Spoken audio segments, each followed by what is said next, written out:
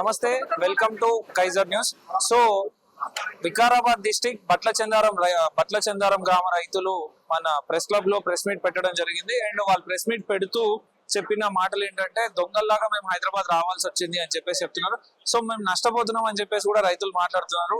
ఏం చేస్తున్నారు గవర్నమెంట్ వాళ్ళు, అసలు ఏమంటున్నారు అనేది నేరుగా రైతులనే కనుక్కున్నారు. అన్న నమస్తేనా. నమస్తేనా. సో ఇందాక ప్రెస్ మీట్ లో మీరు మాట్లాడుతూ మేము ఒక దొంగల్లాగా హైదరాబాద్ రావాల్సి వచ్చింది అని చెప్పేసి చెప్తున్నారు. ఎందుకు ఆ పరిస్థితి వచ్చింది? ఎందుకు ఆ పరిస్థితి వచ్చిందంటే, గత నెల రోజుల నుంచి నోటిఫికేషన్ రావడం వల్ల పోలీస్ బలగాలు అనేది మా విలేజ్ హ్యాండ్ ఓవర్ చేసుకొని, విలేజ్ నుంచి ఒక ఇద్దరు ముగ్గురు వెళ్ళినా వాళ్ళు ఎక్కడికి వెళ్తున్నారు, ఏం వెళ్తున్నారు మనల్ని ఫాలో అప్ చేస్తున్నారు. దాని వల్ల ఈ రోజు మేము 3 గంటలకు లేచి రావడం జరిగింది హైదరాబాద్. వాళ్ళు ఏం పరిశ్రమలు పెడతామని మీకు చెప్పినారు? మాకు ఎలాంటి పరిశ్రమలు అని పెడతామని ఇండస్ట్రియల్ కారిడార్ అని ఒక నేమ్ తో తీసుకోవడం జరుగుతుంది. ఇలాంటి పరిశ్రమలు పెడతాము, దీనికి ఇలాంటి పరిహారం ఎలాంటి చెప్పడం లేదు. సో మొత్తంగా మీరు ఎంత మంది రైతులు ఉన్నారు, ఎన్ని కుటుంబాలు ఆ భూముల మీద ఆధారపడి జీవనం కొనసాగిస్తారు? 98 రైతులు ఉన్నారు. పట్ట భూములు 98 రైతులు ఉన్నారు. 80 కుటుంబాలు ఈ రోజు రోడ్డున పడే అవకాశం ఉంది. 80 మంది. సో ఏం చేయబోతున్నారు మీరు ఇప్పుడు? గవర్నమెంట్ దిగి రాకపోతే మీరు ఏం చేస్తారు? నెక్స్ట్ గవర్నమెంట్ దిగి రాకుంటే మా భూములు వదిలే ప్రసక్తి లేదు. ఇంకా ఈ రోజుకి 30 రోజులుగా మా విలేజ్ లో రీలే నిరాహార దీక్ష జరుగుతుంది. అది కంటిన్యూ చేయడం జరుగుతుంది. పోలీసు వాళ్ళు ఎందుకు ఆపుతున్నారు మిమ్మల్ని రానియకుండా? పోలీసు వాళ్ళు భూములు ఇవ్వాలంట. రేవంత్ రెడ్డికి రామోడి భూములు ఇచ్చిన దగ్గర వాళ్ళు కంపెనీ చేసుకుంటున్నాడు. రోడ్ ఇచ్చినాం, మన పక్కపొడి భూములు ఆయన చూసుకుంటున్నాడు. చూసుకుని ఇవ్వకూడదు అంటే వచ్చినాం. ఇవ్వకూడదు, ఇక్కడ ఫిర్యాదు అయ్యి మాట్లాడదామంటే వచ్చినాం. సో ఎంత మంది ఉన్నారు రైతులు, ఎన్ని ఎకరాలు వాళ్ళు అడుగుతున్నారు అసలు?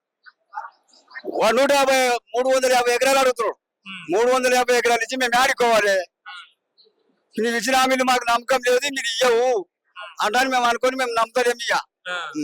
సో ఏమన్నా నష్టపరిహారం ఇస్తా అని చెప్పిరా మీకు? ఏమన్నా మీ జాగాలు తీసుకుంటే మాకేం చెప్పలేదు ఇదివరకు. మా ఒక్క ఫిల్లర్ రాలేదు, నోటీస్ రాలేదు, మాకు రాలేదు లేదు. రోడ్డు పోయినందుకే, రోడ్డు పక్కన భూములు పోయినందుకే మేము సరే తిరుగుతాం, ఇవ్వకూడదని తిరుగుతున్నాం.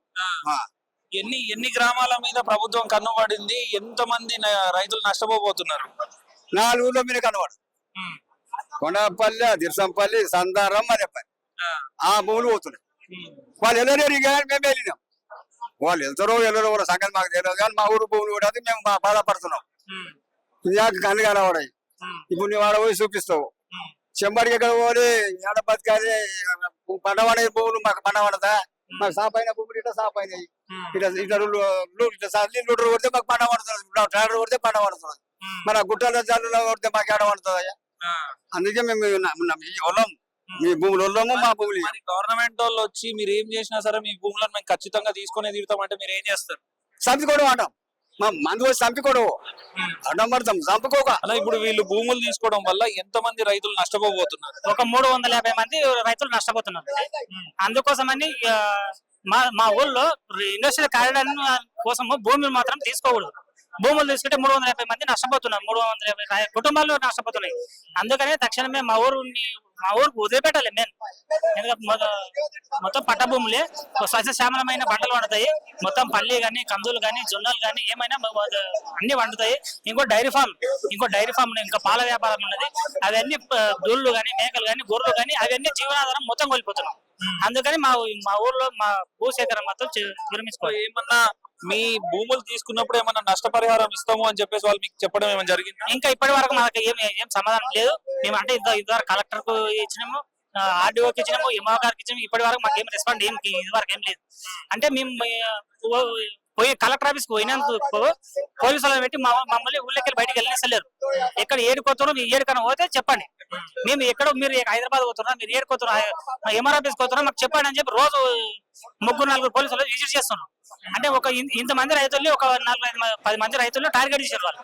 అంటే ఎవరు పోతారు అంటే మా ఊరు సర్పంచ్ ఏం చేశారంటే ఇంతమంది పేర్లు చెప్పిండు, వీళ్ళు ముందుకు పోతారు అని చెప్పి వాళ్ళు ఏం చేస్తున్నారు, మా 6 మందికి మా కుటుంబాలకు మా నాన్న గాని అమ్మలకు గాని చెప్పి వాళ్ళకు భయభ్రాంతులకు గురి చేస్తున్నారు. మమ్మల్ని బయటకు వెళ్ళకుండా చేస్తున్నాం. మరి స్థానిక ఎమ్మెల్యే ఏం స్పందించలేదా మీ ఇష్యూ మీద? ఇదివరకు మాకు ఏం స్పందన లేదు.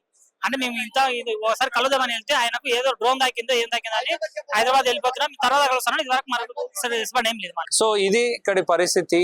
వికారాబాద్ జిల్లా బట్లచందారం గ్రామ రైతులు ప్రెస్ క్లబ్ కు వచ్చేసి వాళ్ళ ఆవేదన వ్యక్తం చేయడం జరిగింది. సో కాంగ్రెస్ గవర్నమెంట్ వస్తే మాకు చాలా మంచి జరుగుతుంది అని చెప్పేసి రైతులందరం ఏకదాటిపైకి వచ్చి కాంగ్రెస్ గవర్నమెంట్ ని తెచ్చుకోవడం జరిగింది. కానీ మాకు మేమే మోసం చేసుకున్న పరిస్థితి ఇప్పుడు వచ్చింది. అండ్ ఒక దొంగల్లాగా మా భూములను కాపాడుకోవడానికి మేము ఒక దొంగల్లాగా హైదరాబాద్ కి రావాల్సిన పరిస్థితి వచ్చింది. సో మీ ముందు మా బాధను వ్యక్తపరచుకోవడానికి మాకు ఈ దారి తప్ప వేరే దారి లేదు అని చెప్పేసి రైతులు చెప్తున్న సందర్భం.